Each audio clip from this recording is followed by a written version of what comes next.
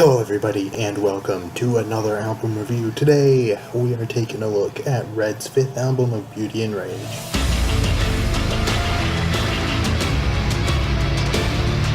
So like I said, Beauty and Rage is Red's fifth album released in early 2015. And this is currently their newest album. Up Until Gone releases later this week, which I'm very excited about. Just a quick thing that I wanted to say before I actually start the review. I'm sorry this video is so late. I usually like to post these, like, the series of reviews of Red's discography on like Saturdays, so I would like record it during the week and then I would put it on YouTube on that Saturday. Unfortunately, last week I was incredibly busy and so I wasn't able to get it done. Hopefully I can get it out at some point this week. I'm gonna try to get it out either tonight or tomorrow night, but as long as it comes out before like Friday when Gone comes out, that'll be good. So as usual, we're going to talk about things that I like and dislike about the album, as well as favorite songs and all of those sorts of things. If you've seen my other reviews, you know how it goes. So first we'll start with things I like. So there is a lot to like about this album. Of course, it sounds very good. The production is good, as well as just the sound of the music, like the instruments and everything, is all well done. I also like the variety that's in here. While it is still very much Red's sound, they expand on it a little bit and throw in some different things. So like in like Take Me Over is sort of more, I don't know if it's really more of a pop rock song, but it's sort of got that upbeat sort of feeling to it. And then stuff like What You Keep Alive and Imposter is very dark and heavy. Of These Chains is a piano ballad. They've got Descent and Ascent, which are the intro and outro. And I really like those. And those are entirely like orchestral, like strings.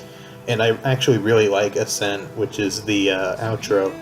And it's actually one of my favorite songs on the album. It's just really, really good. There's also some nice variation within the songs, like for example, Shadow and Soul starts, you know, sort of more like a regular Red song, kind of not super heavy, but it does have its heavy moments, and then eventually it just gets really soft, and then sort of builds back up again, and then the ending is just piano and vocals.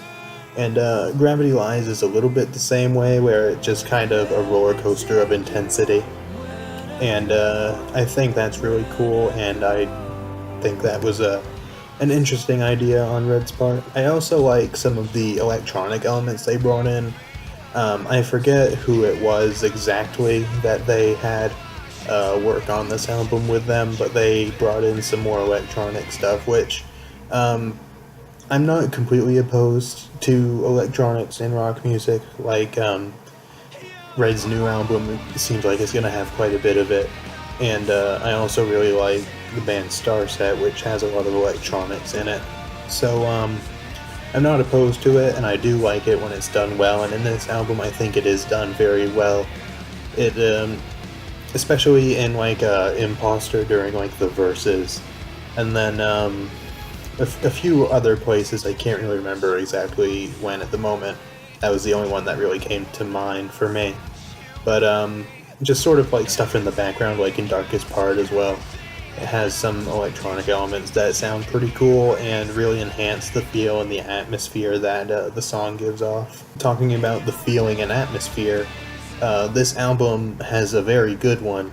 Well, not good, because it's quite dark, actually, but it really gives off very strongly a certain feeling and atmosphere pretty much throughout the album. Stuff like Imposter, Darkest Part, and Falling Sky, and even What You Keep Alive as well, is pretty dark. Of course, it being Red, they're gonna have some less dark moments on there in songs like Yours Again and The Ever. Speaking of The Ever, that's actually a song I want to talk about, which it's an interesting song. I guess I would say it's sort of the title track, without really being that, sort of in the same way Faceless was for Until We Have Faces. Sort of at the end of the second verse, I guess. It has this really awesome moment. You know, there's the singing, there's the guitars, and it sort of builds up throughout the verse, and then it just explodes, basically, and it's got the singing, the screaming, all of that stuff all happening at once, and it's really cool. The rest of the song, I think, is not quite as good, but, like, the whole, like, second verse is probably my favorite part of the song, and it's really good. The ballads on this album are also quite good, as you would usually expect from Red, with stuff like Of These Chains being the only piano ballad, which are fairly rare for Red. And I'm not sure if one of those is going to be on their new album. I know there's some ballads, but it sounds like so far there's only going to be one piano ballad, which is an alternate version of Coming Apart, which they actually just released a clip of today. And at the time I'm recording this might go up tomorrow, but at the time I'm recording this, it was released today. Yeah, I really like their piano ballads. I really would love to hear more from them. Unfortunately, they don't do them very often. And then also Yours Again is very good. Take Me Over, I don't know, it's not really a ballad, but it's a lighter song. And then Part That's Holding On is also very good, and that's sort of the album closer unless you count Ascent, which I do. But like the last song on the album, I guess, that's really good too. So there is a lot to like here.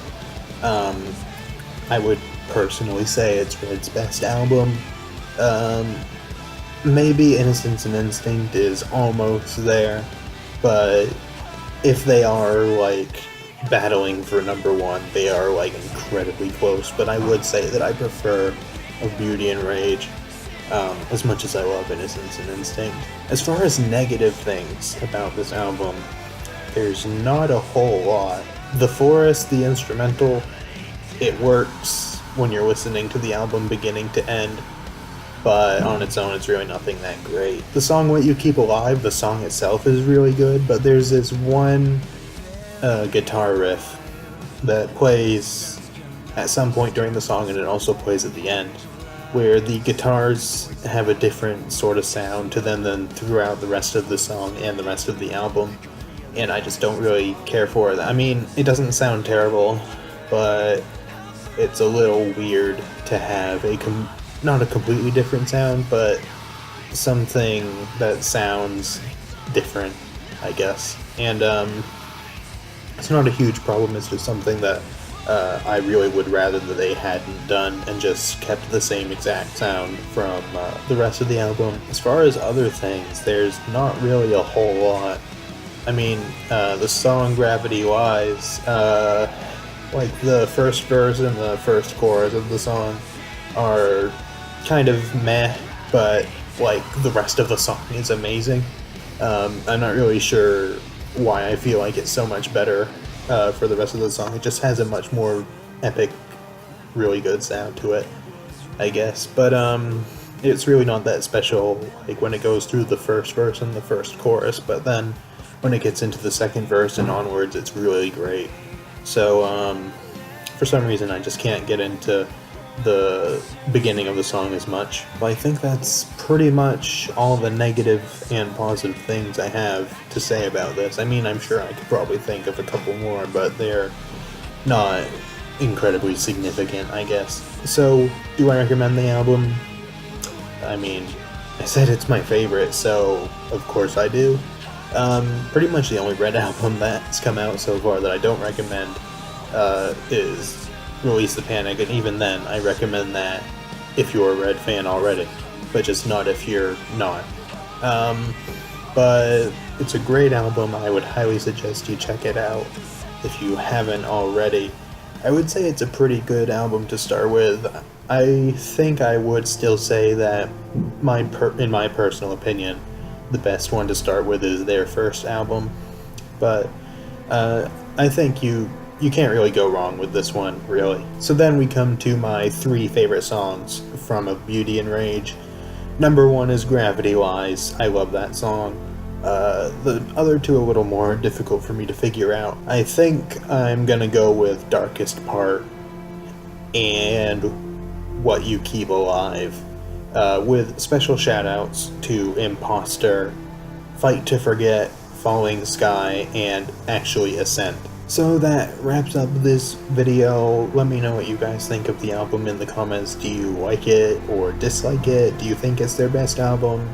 Do you actually think it's one of their worst or anything like that? Let me know in the comments. And if you have ideas for any more reviews that you'd like to have me try and do, leave those as well. I am planning on doing stuff about their new album Gone when it comes out.